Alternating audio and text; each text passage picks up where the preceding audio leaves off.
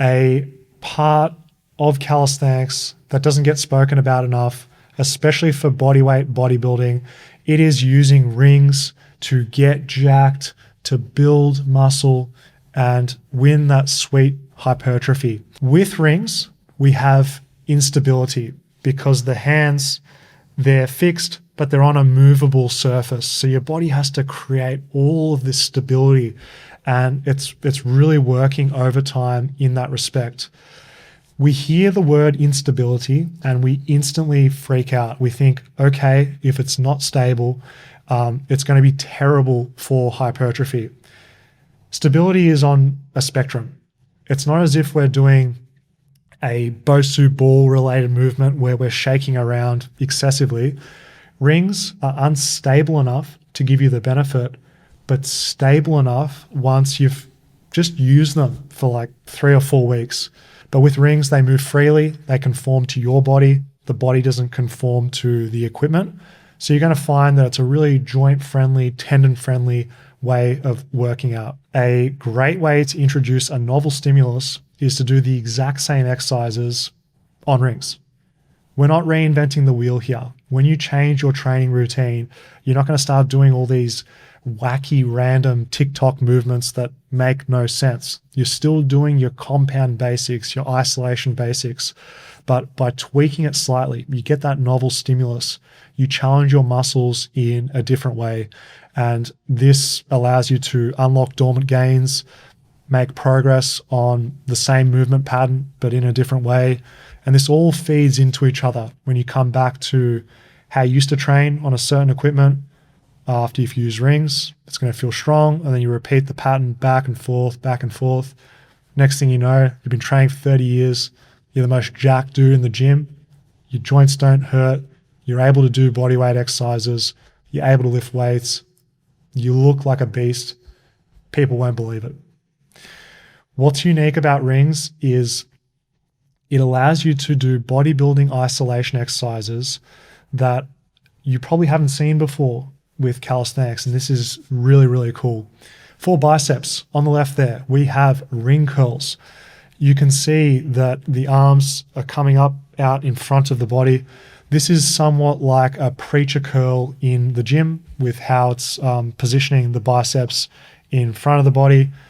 Training our biceps in a variety of angles is usually a smart idea for overloading which portion is most difficult, joint angles, resistance profiles.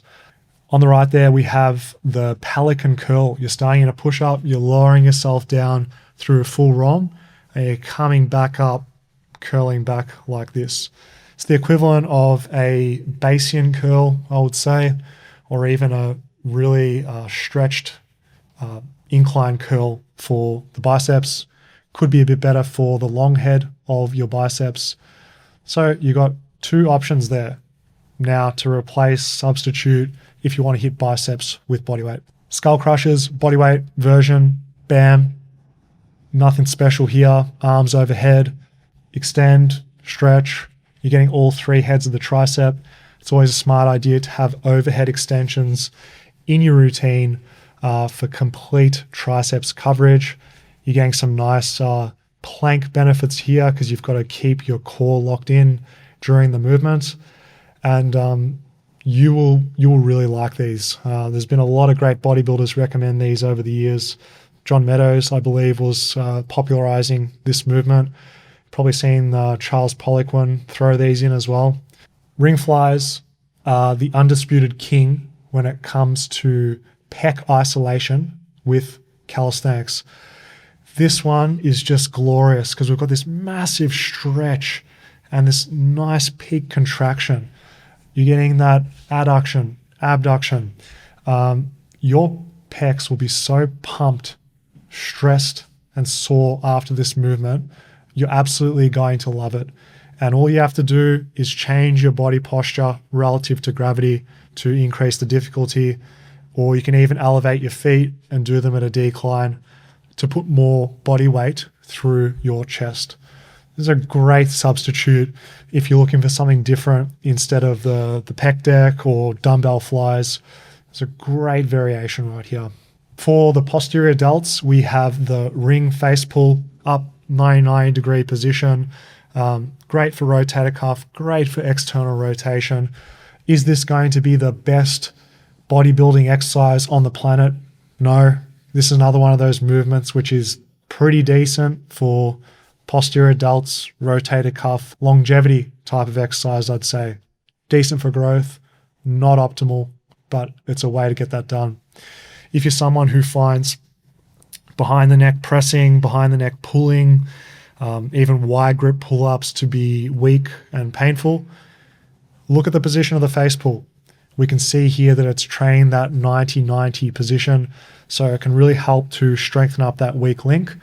If you're someone that's prone to shoulder instability, subluxations, even dislocations, doing 90-90 strengthening is something that should be in your workout routine as a preventative measure, and also to make sure you don't have any bottlenecks. On the right there, we have the ring rear delt fly, because we're working a tiny muscle group being the rear delts. If you're working against your entire body weight, it is no joke at all. And what I really like about this one is it's really challenging in that contracted position. It feels not bad, and then harder at the end. Really got to squeeze those scaps together. I find that this horizontal abduction motion tends to be missing in most people's routine. So I would recommend isolating rear delts for overall aesthetics of your shoulder, but more importantly, to complement your wide grip pull-ups or any type of rowing that you do. So I think most people do more tucked elbow rowing. It's really important we get out in this position too. In other news, I've got you a gift. I want you to click below to download my free full body calisthenics workout. I'll teach you how to get big and strong with old school bodyweight training.